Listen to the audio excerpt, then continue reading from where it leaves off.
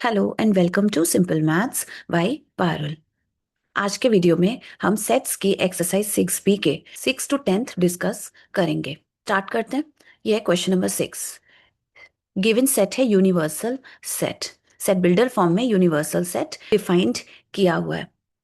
Part 1, part 2 and part 3 को हमें solve करना है। पार्ट 1 में A B set builder form में गिवन है। हमें set A, set B and set C के एलिमेंट्स को फाइंड आउट करना है एंड इन तीनों सेट्स को रोस्टर फॉर्म में एक्सप्रेस करना है। सबसे पहले इस यूनिवर्सल सेट के एलिमेंट्स को फाइंड आउट करें एंड इसे रोस्टर फॉर्म में एक्सप्रेस करते हैं।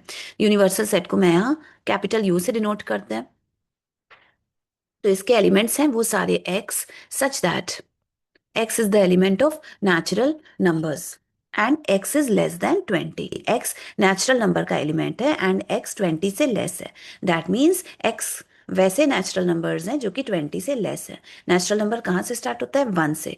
तो 1 2 3 4 up to 19 ये सारे natural numbers x की values होंगे।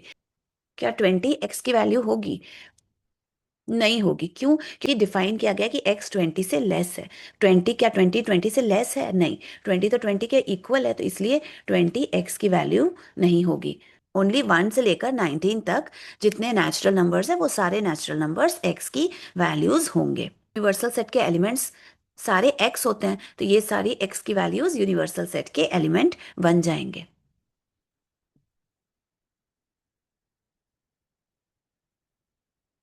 ना फर्स्ट पार्ट डिस्कस करते हैं। यहाँ set A set builder form में डिफाइंड है। हमें सेट ए के एलिमेंट्स को फाइंड आउट करना है एंड इस सेट को रोस्टर फॉर्म में एक्सप्रेस करना है।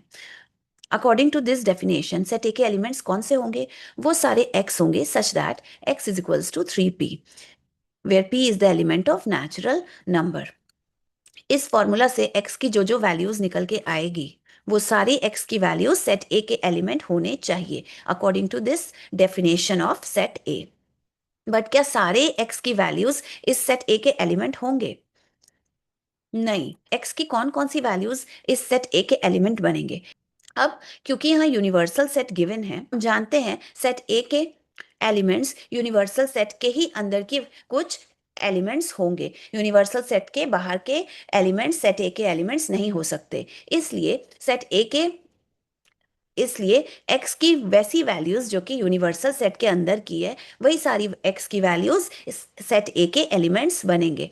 x की वैसी वैल्यूज जो यूनिवर्सल सेट के बाहर की है वो सारी वैल्यूज सेट ए के एलिमेंट नहीं बन पाएंगे। तो चलिए हम पहले x की वैल्यूज फाइंड आउट करते हैं, फिर देखते हैं कि कौन सी वैल्यूज यूनिवर्सल सेट के अंदर की है। वो सारी x की वैल्यूज सेट ए के एलिमेंट बन जाएंगे। p नेचुरल नंबर्स है, तो नेचुरल नंबर स्टार्ट होते हैं 1 से। 3 4 5 6 1 2 3 4 5 6 7 8 9 10 and so on. Infinite number of natural numbers होते हैं। p की वैल्यूज भी ये सारे नेचुरल नंबर्स हो गई एंड p की इनफाइनाइट नंबर ऑफ वैल्यूज हो गई। Is equals to 3p। ये फॉर्मूला हमें गिवन है। अब p की हर एक वैल्यू इस फॉर्मूले पे पुट करते जाएंगे तो हमें x की वैल्यू फाइंड आउट होती चली जाएगी। जब p इज इक्वल्स टू 1 इस फॉर्मूले पे पुट करते हैं तो x की वैल्यू मिलेगी 3 इंटू 1 दैट इज 3। सिमिलरली जब p इज इक्वल्स टू 2 लेते हैं एंड इस फॉर्मूले पे पुट करते हैं तो x की वैल्यू हमें मिलेगी 3 इंटू 2 दैट इज 6। सिमिलरली जब p इज इक्वल्स टू 3 लेते हैं एंड इस फॉर्मूले पे p की वैल्यू पुट करते हैं तो x की वैल्यू मिलेगी 3 इंटू 3 दैट इज 9। सिमिलरली जब p की वैल्यू 4 लेते हैं इस फॉर्मूले पे p की वैल्यू पुट करते हैं तो x की वैल्यू मिलेगी 3 इंटू 4 दैट इज 12। सिमिलरली जब p की वैल्यू 5 लेते हैं एंड इस फॉर्मूले पे पुट करते हैं तो x की वैल्यू मिलेगी 3 इंटू 5 दैट इज 15। सिमिलरली जब p की वैल्यू 6 लेते हैं एंड इस फॉर्मूले में पुट करते हैं तो x की वैल्यू मिलेगी 3 इंटू 6 दैट इज 18। सिमिलरली जब p की वैल्यू 7 लेते हैं एंड इस फॉर्मूले पे पुट करते हैं तो x की वैल्यू मिलेगी 3 इंटू 7 दैट इज 21। सिमिलरली जब p की वैल्यू 8 लेते हैं एंड इस फॉर्मूले पे पुट करते हैं तो x की वैल्यू मिलेगी 3 इंटू 8 दैट इज 24। तो p की तो इनफाइनाइट वैल्यूज हैं, तो p की बहुत सारी वैल्यूज ऐसे मिलती चली जाएगी, उसके करस्पॉन्डिंग x की भी इनफाइनाइट वैल्यूज मिलती चली जाएगी। तो x की इनफाइनाइट नंबर ऑफ वैल्यूज निकल के आई। इनमें से कुछ है 3, 6, 9, 12, 15, 18, 21, 24 एंड सो ऑन। ये सारी infinite number of values x की वैल्यूज निकल के आ गई। ये सारी infinite number of values x की वैल्यूज निकल के आ गई। According to definition of set A के एलिमेंट्स वो सारे एक्स हैं। एक्स की तो इनफाइनाइट नंबर ऑफ वैल्यूज निकल के आ गई। तो क्या इन सारी वैल्यूज एक्स के एक एलिमेंट बनेंगे? नहीं, क्योंकि यहाँ यूनिवर्सल सेट गिवन है, इसलिए एक्स की सिर्फ वो सारी वैल्यूज जो कि यूनिवर्सल सेट के अंदर की वैल्यूज हैं, वही सारी वैल्यूज सेट ए के एलिमेंट बन जाएंगे। तो देखते हैं एक्स की वैल्यू, फर्स्ट वैल्यू 3 है, तो क्या ये 3 यूनिवर्सल सेट में प्रेजेंट है? डेफिनेटली है, तो ये ए का एलिमेंट होगी। एक्स की आगे की वैल्यूज है 6, 9, 12। क्या 6, 9, 12 ये तीनों यूनिवर्सल सेट के अंदर की वैल्यू है? चेक कर लेते हैं। 6 है, 9 भी है एंड 12 भी है, तो 6, 9, 12 यूनिवर्सल सेट के अंदर की वैल्यूज हैं, तो ये सेट ए के एलिमेंट्स बन जाएंगे। फिर 15, 18, 21 क्या यूनिवर्सल सेट के अंदर की वैल्यूज हैं? क्या यूनिवर्सल सेट में प्रेजेंट है? चेक कर लेते हैं। 15 प्रेजेंट है, 18 भी प्रेजेंट है, बट 21 प्रेजेंट नहीं है। तो 15 एंड 18 तो सेट ए के एलिमेंट्स बनेंगे, बट 21 सेट ए का एलिमेंट नहीं बन पाएगी। क्यों? क्योंकि वो यूनिवर्सल सेट में प्रेजेंट नहीं है। सिमिलरली 24 भी यूनिवर्सल सेट से बाहर की वैल्यू है, तो 24 भी सेट ए का एलिमेंट नहीं होगा।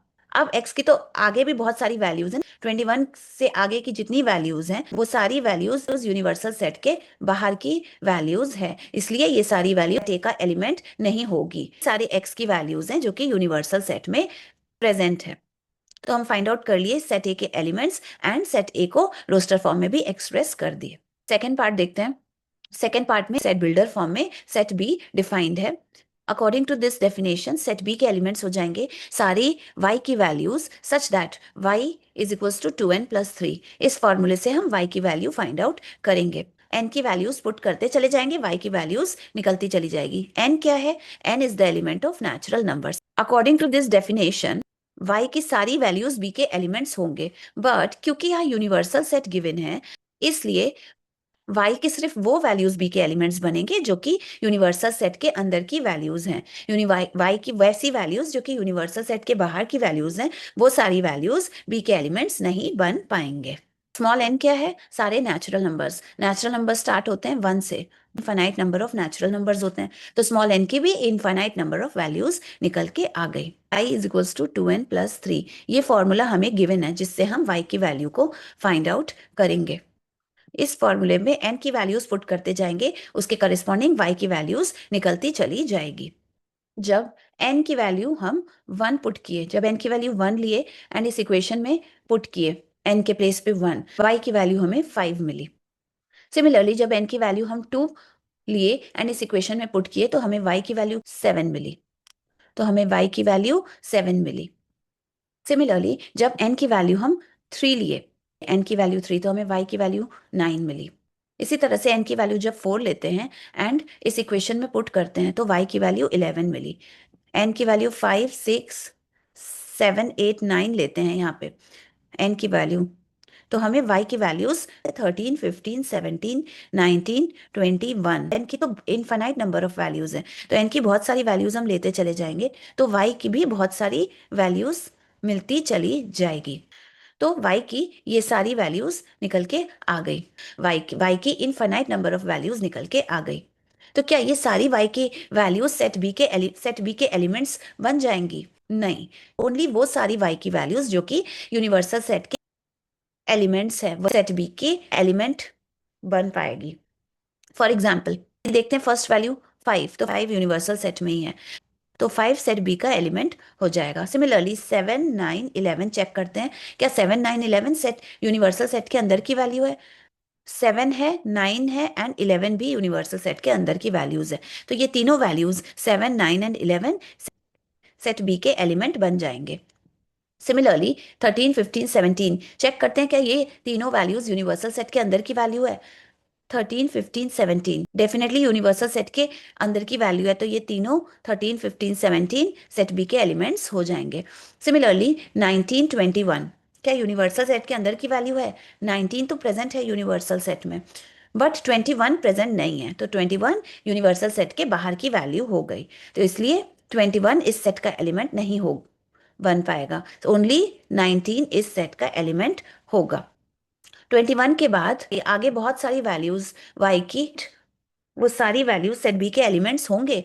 नहीं, क्योंकि वो सारी वैल्यूज यूनिवर्सल सेट के बाहर की वैल्यूज हैं। ये सारी y की वैल्यूज यूनिवर्सल सेट के बाहर की वैल्यूज है, तो इसलिए वो सेट बी के एलिमेंट्स हम फाइंड आउट कर लिए एंड इसको रोस्टर फॉर्म में भी एक्सप्रेस कर दिए। तो ये हमारा आंसर हो गया। थर्ड पार्ट देखते हैं। थर्ड पार्ट में सेट बिल्डर फॉर्म में सेट सी डिफाइंड है। According to this definition set C के एलिमेंट्स क्या है? वो सारे x such that x is divisible by 4। That means वैसे नंबर्स जो कि 4 से डिविजिबल हैं। तो क्या सारी x की वैल्यूज सी के एलिमेंट्स होंगे? नहीं, ओनली x की वैसी वैल्यूज जो कि यूनिवर्सल सेट के अंदर की वैल्यूज है, बस वही सारी x की वैल्यूज सेट सी के एलिमेंट्स बन पाएंगे। तो चलिए सबसे पहले हम x की वैल्यू फाइंड आउट करते हैं। हम जानते हैं जो भी 4 के मल्टीपल्स होंगे वही 4 से कंप्लीटली डिविजिबल होंगे। ये सारे मल्टीपल्स हैं 4 के, तो ये सारे नंबर्स 4 से डिविजिबल होंगे। ये तो सारे नेचुरल नंबर्स हैं। क्या 0 4 से डिविजिबल है? डेफिनेटली। तो जीरो भी हम ले लेंगे, जीरो भी, क्योंकि 4 से डिविजिबल है। और नेगेटिव में ये सारे जो पॉजिटिव नंबर्स हैं, इसका नेगेटिव नंबर ले ले, इन सारे नंबर्स का नेगेटिव ले ले, तो वो सारे नंबर्स भी 4 से डिविजिबल होंगे। 4 से डिविजिबल वो इन सारे नंबर्स का अगर हम नेगेटिव ले ले, तो ये सारे नेगेटिव नंबर, इनके नेगेटिव नंबर्स भी 4 से डिविजिबल होंगे। एक्स नेचुरल नंबर है कि होल नंबर है कि इंटीजर्स है, हमें ये क्लियर नहीं किया गया है सेट बिल्डर फॉर्म की डेफिनेशन में, इसलिए हम एक्स को इंटीजर कंसिडर करेंगे। तो ये सारे इंटीजर्स 4 से एग्जैक्टली डिविजिबल है। तो ये सारी वैल्यूज हो गई x की। तो x की इनफाइनाइट नंबर ऑफ वैल्यूज दिख रही है हमें। तो क्या ये सारी इनफाइनाइट नंबर ऑफ x की वैल्यूज सेट C के एलिमेंट्स बनेंगे? नहीं, x की ओनली वो सारी वैल्यूज जो कि यूनिवर्सल सेट में प्रेजेंट हैं, ओनली वही सारी x की वैल्यूज सेट C के एलिमेंट बनेंगे। तो चेक कर लेते हैं। ये जो नेगेटिव इंटीजर्स है ये तो यूनिवर्सल सेट में प्रेजेंट नहीं है, जीरो भी यूनिवर्सल सेट में प्रेजेंट नहीं है, तो ये सारी वैल्यूज एक्स के एलिमेंट हो ही नहीं सकते। तो इनको तो पहले हम इरेज कर दें। इस बची एक्स की ये सारी पॉजिटिव वैल्यूज, जो एक्स की वैल्यूज यूनिवर्सल सेट में प्रेजेंट है, वही सारी सेट सी के एलिमेंट्स बनेंगे। तो चेक कर लेते हैं। ये तीन वैल्यूज 4 8 एंड 12, क्या ये तीनों वैल्यूज यूनिवर्सल सेट में प्रेजेंट हैं? तो 4 तो प्रेजेंट है, 8 भी प्रेजेंट है एंड 12 भी प्रेजेंट है, तो ये तीनों वैल्यूज सेट सी के एलिमेंट्स बन जाएंगे। फिर x की नेक्स्ट वैल्यू है 16 20 24, क्या ये तीनों वैल्यूज यूनिवर्सल सेट में प्रेजेंट है? चेक कर लेते हैं। 16 तो प्रेजेंट है बट 20 एंड 24 नहीं प्रेजेंट है। कौन सी? तो 16 तो c का एलिमेंट बनेगा बट 20 एंड 24 सी का एलिमेंट नहीं बन पाएगा क्योंकि यूनिवर्सल सेट में प्रेजेंट नहीं है। एंड इसके आगे जो भी वैल्यूज है 28 32 36 40 एंड आगे की बहुत सारी वैल्यूज, वो सारी वैल्यूज यूनिवर्सल सेट में प्रेजेंट नहीं है, इसलिए सेट सी के एलिमेंट्स भी नहीं बन पाएंगे। तो सेट सी के ओनली 4 एलिमेंट्स हमें मिले, और 8 12 16। तो हमने सेट सी को रोस्टर फॉर्म में एक्सप्रेस कर दिया। Question number 7, find the proper subsets of this set. ये सेट बिल्डर फॉर्म में डिफाइंड है। इसके एलिमेंट्स हैं वो सारे x such that x square minus 9x minus 10 is equals to 0। ये इक्वेशन गिवन है, ये एक क्वाड्रेटिक इक्वेशन है। इसमें से हम x की वैल्यूज फाइंड आउट कर सकते हैं, वही x की वैल्यूज एलिमेंट्स होंगी इस गिवन सेट के। अब क्योंकि ये इक्वेशन एक क्वाड्रेटिक इक्वेशन है, क्योंकि इसमें x का पावर 2 है, इसलिए इसको सॉल्व करने पे हमें x की 2 वैल्यूज मिलेगी। तो चलिए पहले हम x की वैल्यूज फाइंड आउट करेंगे। ये हमारा गिवन इक्वेशन है। इस इक्वेशन को हम ऐसे लिख सकते हैं, इस इक्वेशन को हम ऐसे लिख सकते हैं। अब हम ऐसे 2 इंटीजर्स फाइंड आउट करेंगे। सपोज करते हैं a and b such that in दोनों का जो मल्टीप्लिकेशन है वो -10 के इक्वल हो, एंड a एंड b का जो सम है वो -9 के इक्वल हो। तो मिल गए हमें दो इंटीजर्स -10 एंड 1। ये दो इंटीजर्स हमने फाइंड आउट कर लिए। देखिए -10 एंड 1 का जो मल्टीप्लिकेशन है वो -10 के इक्वल आ रहा है, हमें यही चाहिए था। एंड -10 एंड 1 का जो एडिशन है वो -9 के इक्वल आ रहा है, हमें यही चाहिए था। तो हमें 2 इंटीजर्स मिल गए -10 एंड 1। यहाँ -9 के प्लेस पे हम -10 प्लस 1 लिखेंगे। अब इस x को ब्रैकेट के अंदर ले जाएंगे, दैट मीन्स -10 से मल्टीप्लाई करेंगे एंड +1 से मल्टीप्लाई करेंगे। एक्स को जब -10 से मल्टीप्लाई करेंगे तो मिलेगा -10x, फिर इसी एक्स को +1 से मल्टीप्लाई करेंगे तो मिलेगा +x। अब इस ब्रैकेट को ओपन करेंगे, यहाँ प्लस इंटू -10x कितना हो जाएगा -10x। अगेन ये प्लस इंटू +x कितना हो जाएगा +x। यहाँ पे प्लस इंटू -10 हो जाएगा इज इक्वल्स टू 0। ना हमें 4 टर्म्स मिले, first second third and fourth, 4 terms हमें मिले। अब हम 2 टर्म्स की पेयरिंग करेंगे, ये फर्स्ट 2 टर्म्स की पेयरिंग किए एंड ये लास्ट के 2 टर्म्स की पेयरिंग किए। हाँ एक्स स्क्वायर है, इस टर्म में एक्स है, -10x में भी एक्स एक है, तो दोनों में एक्स कॉमन है, तो एक एक्स को हम बाहर निकाल दिए। तो यहाँ बचेगा क्या, एक्स स्क्वायर में से एक एक्स को हम बाहर निकाले तो यहाँ क्या बचेगा, ओनली एक एक्स बचेगा, तो एक एक्स को यहाँ लिख दिए। फिर ये माइनस यहाँ आ जाएगा, फिर 10x में से एक्स को बाहर निकाल दिए तो बचा क्या 10 बचा, +x -10 है, दैट मीन्स प्लस एक्स को x इंटू 1 भी तो लिख सकते हैं ना, 10 को 10 इंटू 1 भी लिख सकते हैं, तो क्या कॉमन हुआ दोनों टर्म्स में, 1 कॉमन हो गया, तो +1 हम बाहर निकाल देंगे, तो यहाँ 1 बाहर निकाल दिए, बचा क्या ओनली x बचा, माइनस यहाँ आ जाएगा, फिर 10 इंटू 1 में से 1 बाहर निकाल दिए, बचा क्या ओनली 10 बचा, इज इक्वल्स टू 0 यहाँ लिख देंगे। हमें 2 टर्म्स, अगेन 2 टर्म्स मिले, फर्स्ट टर्म ये, सेकेंड टर्म ये। अब इन दोनों टर्म्स में कॉमन क्या है, x-10 कॉमन है, तो x-10 हम कॉमन ले लेंगे, तो यहाँ इस टर्म में क्या बचेगा, इस टर्म में x-10 हम बाहर निकाल दिए तो बचा क्या, ओनली x बचा, तो ओनली x यहाँ लिखेंगे। ठीक है, अब इस टर्म में से x-10 हम बाहर निकाल दिए तो बचा क्या, +1 बचा, तो +1 यहाँ लिख देंगे इज इक्वल्स टू 0। ये गिवन क्वाड्रेटिक इक्वेशन जो है वो फैक्टराइज हो गया अपने फैक्टर्स में, या x-10 and x+1, that means अगर इन दोनों को हम मल्टीप्लाई करेंगे तो हमें क्या मिलेगा, ये गिवन क्वाड्रेटिक एक्सप्रेशन मिल जाएगा। तो हम इस क्वाड्रेटिक एक्सप्रेशन को हम इसके फैक्टर्स के प्रोडक्ट के फॉर्म में लिख सकते हैं, तो वही चीज आई हमारे पास, इन दोनों का प्रोडक्ट 0 के इक्वल है, तो दैट मीन्स या तो ये 0, या तो x-10 इक्वल्स टू 0 होगा और x+1 इक्वल्स टू 0 होगा। ये इक्वेशन लेते हैं तो x की वैल्यू 10 निकल के आई, एंड जब ये इक्वेशन लेते हैं तो x की वैल्यू -1 निकल के आ गई, तो अल्टीमेटली x की 2 वैल्यूज निकल के आई, दोनों में से कोई भी एक वैल्यू, 10 या -1 में से कोई भी एक वैल्यू अगर इस इक्वेशन में रखते हैं हम, या ये इक्वेशन मीन्स ये दोनों सेम ही इक्वेशंस हैं, ठीक है, गिवन इक्वेशंस में हम पुट करते हैं तो हमारा इक्वेशन 0 हो जाएगा। तो अल्टीमेटली x की 2 वैल्यूज निकल के आई, 10 एंड -1। हमने x की वैल्यूज को फाइंड आउट कर लिया, 10 एंड -1, एंड ये सेट के एलिमेंट्स सारे x की वैल्यूज हैं, तो -1 एंड 10 इस सेट के एलिमेंट्स बन जाएंगे। वाला सेट हमने फाइंड आउट कर लिया, set in roster form. Suppose करते हैं इस सेट का नाम दे देते हैं कैपिटल A। अब हमें इस सेट ए का प्रॉपर सबसेट्स फाइंड आउट करना है। हम जानते हैं जो सबसेट्स होता है उन्हीं में से कुछ सेट्स प्रॉपर सबसेट्स होते हैं, तो सबसे पहले हम सेट ए के सबसेट्स को फाइंड आउट करेंगे। हम जानते हैं किसी भी सेट का पहला सबसेट एम्प्टी सेट होता है, तो एम्प्टी सेट ए का फर्स्ट सबसेट हो गया। सेट ए के सिंगल एलिमेंट्स को लेके हम सेट फॉर्म करेंगे, तो सिंगल एलिमेंट लेके सेट फॉर्म करेंगे, सिंगल एलिमेंट्स लेके जब हम सेट फॉर्म किए तो हमें ये 2 सेट्स मिला, ये दोनों सेट्स सबसेट हैं सेट ए के। अब हम सेट ए के 2 एलिमेंट्स को लेके सेट फॉर्म करेंगे, बट सेट ए में तो ओनली 2 एलिमेंट्स ही है, तो 2 एलिमेंट्स का ओनली एक ही सेट हम फॉर्म कर पाएंगे, वो ये सेट है, ये और कुछ नहीं, खुद सेट ए ही है। हम जानते हैं कोई भी सेट खुद का सबसेट होता है, दैट मीन्स ये सबसेट है किसका, इस सेट ए का, सेट ए के सबसेट्स, सेट ए के सबसेट्स हमने फाइंड आउट कर लिए। अब इनमें से कौन कौन से सबसेट्स प्रॉपर सबसेट्स हैं वो बताना है। प्रॉपर सबसेट होने के लिए 2 कंडीशंस हैं, पहले तो वो सबसेट होना चाहिए, ये सारे सेट्स सबसेट्स तो हैं, तो फर्स्ट कंडीशन तो ये सारे सेट्स फुलफिल कर रहे हैं। सेकंड कंडीशन प्रॉपर सबसेट की, कि इन सारे सेट्स में जो नंबर ऑफ एलिमेंट्स हैं वो सेट ए से कम होने चाहिए, मतलब कम से कम एक number of element set A में ज्यादा होना चाहिए कि इन सारे सेट्स से, तभी हम कहेंगे कि ये सेट प्रॉपर सबसेट है। चेक कर लेते हैं, एम्प्टी सेट में नंबर ऑफ एलिमेंट 0 है एंड सेट ए में नंबर ऑफ एलिमेंट्स 2 है, तो सेट ए के नंबर ऑफ एलिमेंट ज्यादा है 0 एम्प्टी सेट से, तो इसलिए एम्प्टी सेट हमारा प्रॉपर सबसेट हुआ।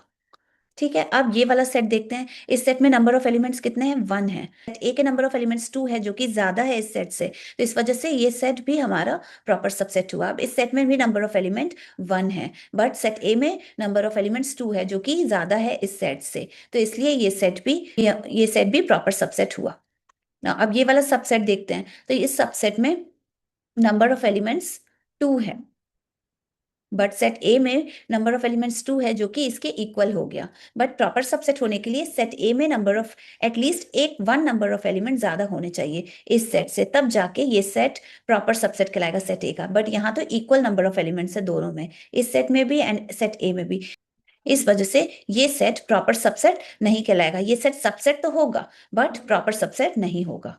तो हमें सेट ए के 3 प्रॉपर सबसेट्स मिल गए। इस एम्प्टी सेट को हम 5 से डिनोट करेंगे, एंड ये हुआ, ये तीनों आंसर हो गए। ये तीनों सबसेट्स प्रॉपर सबसेट्स हैं सेट ए के। क्वेश्चन नंबर 8, यहाँ पे गिवन है कि सेट ए का सेट है, दैट मीन्स सेट ए के एलिमेंट्स है सारे टाइप के ट्राइंगल्स। हम जानते हैं ट्राइंगल्स कितने टाइप के होते हैं? 3 टाइप्स के, scalene triangle, isosceles triangle and equilateral triangle. Set B isosceles triangles का सेट है, दैट मीन्स उन टाइप के triangle, that is isosceles triangle set B के एलिमेंट्स हैं। सेट सी इक्विलेटरल ट्राइंगल्स का सेट है, that means set C only one type, that is equilateral triangle, equilateral triangles का set है। ये 6 स्टेटमेंट्स दिए हुए हैं, हमें बताना है ट्रू और फॉल्स, इनमें से कौन सा ट्रू है कौन सा फॉल्स है विथ रीजंस। सबसे पहले मैं ये क्लियर कर दूं कि ट्राइंगल्स जो है वो 3 टाइप्स के होते हैं। फर्स्ट है स्केलिन ट्राइंगल, सेकंड है आइसोसेलेस ट्राइंगल, तीसरा है इक्विलैटरल ट्राइंगल। स्केलिन ट्राइंगल में तीनों साइड्स का जो साइज है वो डिफरेंट होता है। आइसोसेलेस ट्राइंगल में दो साइड्स, ट्राइंगल के किसी भी टू साइड्स इक्वल होती है, एंड इक्विलेटरल ट्राइंगल में ट्राइंगल्स की तीनों साइड्स इक्वल होती है। सेट ए सब टाइप के ट्राइंगल्स का सेट है, दैट मीन्स सेट ए में स्केलिन ट्राइंगल भी आ गए, मैं इसको एससी से लिखती हूँ, आइसोसेलेस ट्राइंगल भी आ गए जिसको मैं आई एस से लिखती हूँ, एंड इक्विलेटरल ट्राइंगल्स भी प्रेजेंट है सेट ए में। बट सेट बी में ओनली वन टाइप का ट्राइंगल प्रेजेंट है, आई दैट इज आइसोसेलेस ट्राइंगल, जिसको मैं यहाँ आई एस से लिखती हूँ। एंड सेट सी में भी ओनली वन टाइप का ट्राइंगल प्रेजेंट है, दैट इज इक्विलेटरल ट्राइंगल, जिसको मैं ई क्यू से यहाँ लिख मेंशन कर रही हूँ।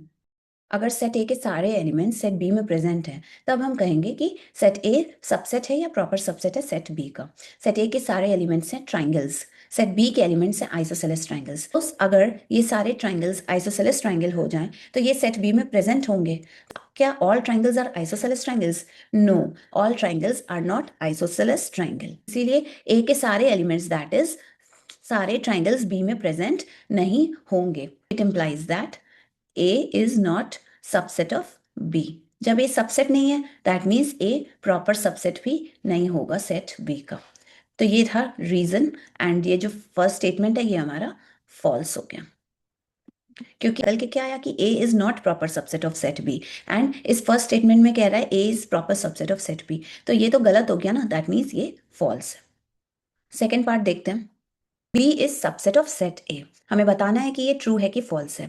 अगर सेट बी के सारे एलिमेंट्स सेट ए में प्रेजेंट होंगे, तब हम कहेंगे कि ये स्टेटमेंट ट्रू है, that is B is subset of set A होगा। चेक करते हैं, बी के एलिमेंट्स हैं आइसोसेलेस ट्राइंगल्स, ए के एलिमेंट्स हैं ट्राइंगल्स। अगर आइसोसेलेस ट्राइंगल्स ट्राइंगल्स हो जाए, तो ये सारे आइसोसेलेस ट्राइंगल्स सेट ए में प्रेजेंट होंगे। तो हम जानते हैं कि सारे आइसोसेलेस ट्राइंगल्स एक टाइप का ट्राइंगल्स ही होता है सारे, तो ये सारे आइसोसेलेस ट्राइंगल्स सेट ए में प्रेजेंट होंगे, डेफिनेटली होंगे, because all isosceles triangles are triangles.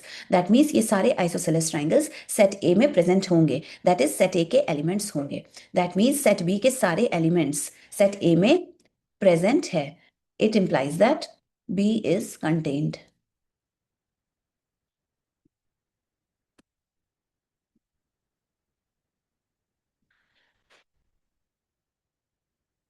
It implies that B is subset of set A।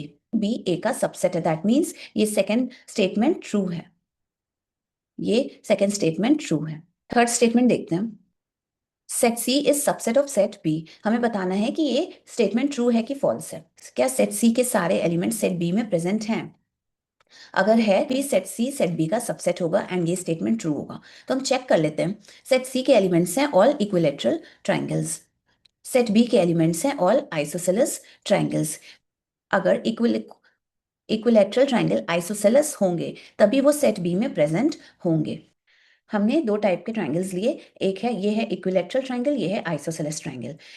Equilateral triangles में तीनों साइड्स इक्वल होती है एंड आइसोसेलेस ट्रायंगल्स में ओनली टू साइड्स इक्वल होती है। किसी भी ट्रायंगल के अगर टू साइड्स इक्वल है तो हम कह देंगे कि वो ट्रायंगल आइसोसेलेस ट्रायंगल है। इस इक्विलैटरल ट्रायंगल में तो सारे तीनों साइड्स इक्वल है, बट ऑब्वियस है कि कोई भी टू साइड्स तो इक्वल होगी ही। चाहे ये टू साइड्स ले लें तो ये दोनों साइड्स भी इक्वल हैं, चाहे ये टू साइड्स ले लें तो ये दोनों साइड्स भी इक्वल हैं, चाहे ये वाली साइड एंड ये वाली साइड ले लें तो ये दोनों साइड्स भी इक्वल है। तो इक्विलैटरल ट्रायंगल में कोई भी टू साइड्स तो ऑब्वियसली इक्वल है ही है।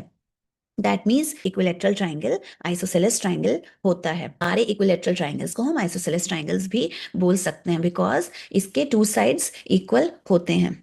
अब क्योंकि सारे इक्विलैटरल ट्रायंगल्स आइसोसेलेस ट्रायंगल्स होते हैं इसलिए ये सारे इक्विलैटरल ट्रायंगल सेट बी में प्रेजेंट होंगे, मतलब पूरा सेट सी सेट बी में कंटेन्ड है। It implies that set C is contained in set B. It implies that set C is subset of set B. तो ये हमें पता चला, ये निकल के आ गया विथ रीजन कि सेट सी सबसेट होता है सेट बी का। स्टेटमेंट 3 में यही कह रहा है कि set C subset of set B, that means statement 3 true है। Fourth part, B is proper subset of A. हमें बताना है कि ये ट्रू है कि फॉल्स है। बी ए का प्रॉपर सबसेट कब होगा? जब बी ए का सबसेट होगा। एंड सेकेंड क्राइटेरिया क्या है? एंड जब सेट ए में नंबर ऑफ एलिमेंट्स ज्यादा होंगे किससे? सेट बी से। At least one number of element set A में ज्यादा होना चाहिए सेट बी से। अगर ये दोनों क्राइटेरिया फुलफिल हो रही है तब हम कहेंगे कि सेट बी प्रॉपर सबसेट है सेट ए का। सेट बी आइसोसेलेस ट्रायंगल्स का सेट है, सेट ए ट्रायंगल्स का सेट है। हम जानते हैं कि all isosceles triangles are triangles. सारे आइसोसेलेस ट्रायंगल्स ट्रायंगल्स होते हैं। दैट मीन्स सारे आइसोसेलेस ट्रायंगल्स सेट ए में प्रेजेंट होंगे। It implies that set B is contained in set A. It implies that set B is subset of set A. Now, क्योंकि set A सारे type के triangles का set है, that is scalene triangle, isosceles triangle and equilateral triangle, and set B only isosceles triangle का set है। तो ये clear है कि सेट ए में नंबर ऑफ एलिमेंट्स हैं वो ज्यादा है सेट बी से। सेट बी सेट ए का सबसेट भी है एंड सेट ए में नंबर ऑफ एलिमेंट्स ज्यादा है सेट बी से। इसलिए हम कह सकते हैं कि set B is proper subset of set A. ये चीज सही है कि सेट बी सेट ए का प्रॉपर सबसेट है इफ स्टेटमेंट फोर्थ ट्रू है। ना फिफ्थ पार्ट देखते हैं। सी प्रॉपर सबसेट है सेट ए का। अगर सेट सी सबसेट होगा सेट ए का एंड सेट ए में नंबर ऑफ एलिमेंट ज्यादा है सेट सी से, तब हम कहेंगे कि हाँ सेट सी प्रॉपर सबसेट है सेट ए का, ये ट्रू है। सेट सी इक्विलैटरल ट्रायंगल्स का सेट है, सेट ए सारे टाइप के ट्रायंगल्स का सेट है। जानते हैं कि all equilateral triangles are triangles. क्योंकि सारे इक्विलैटरल ट्रायंगल्स हैं, दैट मीन्स ये सारे इक्विलैटरल ट्रायंगल्स सेट ए में प्रेजेंट होंगे। It implies that set C is subset of set A. And हम जानते हैं सेट ए सारे टाइप के ट्रायंगल्स का सेट है, दैट मीन्स सेट ए में scalene triangle, isosceles triangle and equilateral triangles present है, but set C only equilateral type के ट्रायंगल्स का सेट है। तो ये क्लियर है कि ए में नंबर ऑफ एलिमेंट्स ज्यादा है सेट सी से। ये क्लियर हो गया कि सेट सी सबसेट है सेट ए का एंड सेट ए में ज्यादा नंबर ऑफ एलिमेंट्स प्रेजेंट है सेट सी से। सकते हैं देयरफॉर हम कह सकते हैं कि सेट सी प्रॉपर सबसेट है सेट ए का। तो ये हमारा निकल के आया, दैट मीन्स फिफ्थ पार्ट जो है वो ट्रू है। सिक्स्थ पार्ट देखते हैं। Set C subset of B and set B is subset of A. हमें बताना है कि ये ट्रू है कि फॉल्स है। सबसे पहले हम देखेंगे क्या सेट सी सेट बी का सबसेट है।